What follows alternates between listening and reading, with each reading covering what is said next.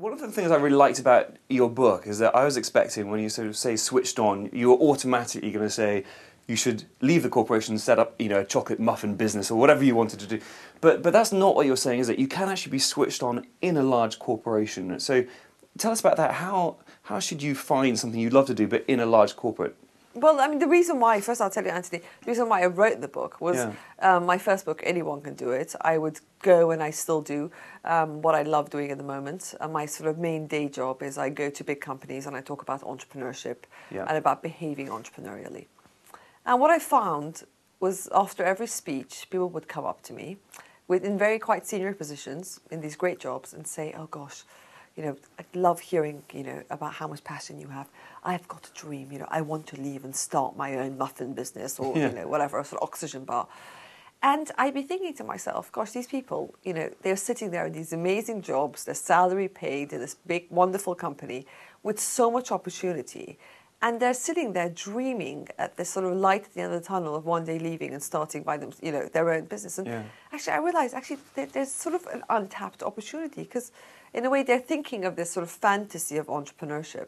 And we've had that for a while. There's been a lot of articles on entrepreneurship, a lot of TV programs. We've all put entrepreneurs on a pedestal. But actually, there's a lot of entrepreneurship, entrepreneurial behavior in these large organizations. And so what I want to tell these people, for God's sake, keep that job, stay there. Don't leave that job, but just make it fun for yourself. Rekindle, reignite that passion you had at the beginning, because it's such a pity to sort of, especially as you get older, it's much more difficult to leave and start up again. And it's not ideal, entrepreneurship. It's not a great solution if you've got financial responsibilities. Yeah. So it's about getting switched on in a large corporate. And I know we're going to go into some of the habits that you talk about, but sort of, going forward, putting your hand up, going for responsibilities, setting up new projects, all this type of stuff.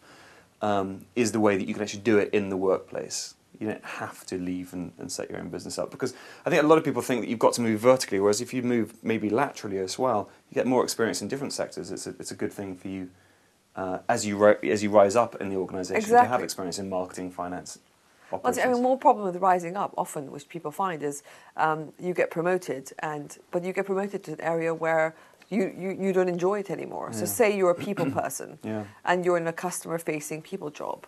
Very often people get promoted so they never see customers, they never see the product. They're just, then they have this sort of a job whereby they don't have that interface anymore. And the reason they joined was because of that interface they had with the customer.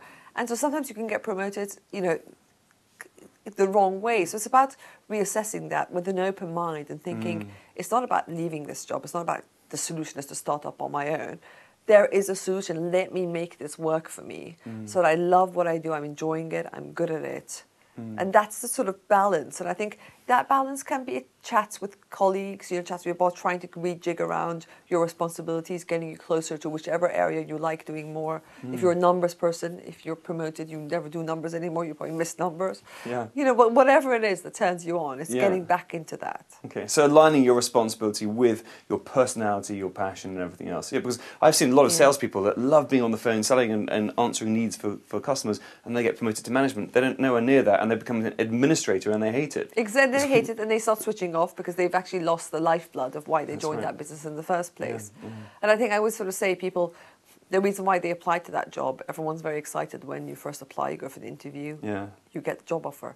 So what happens down the line? Why is it that we lose that sort of click? We lose that magic?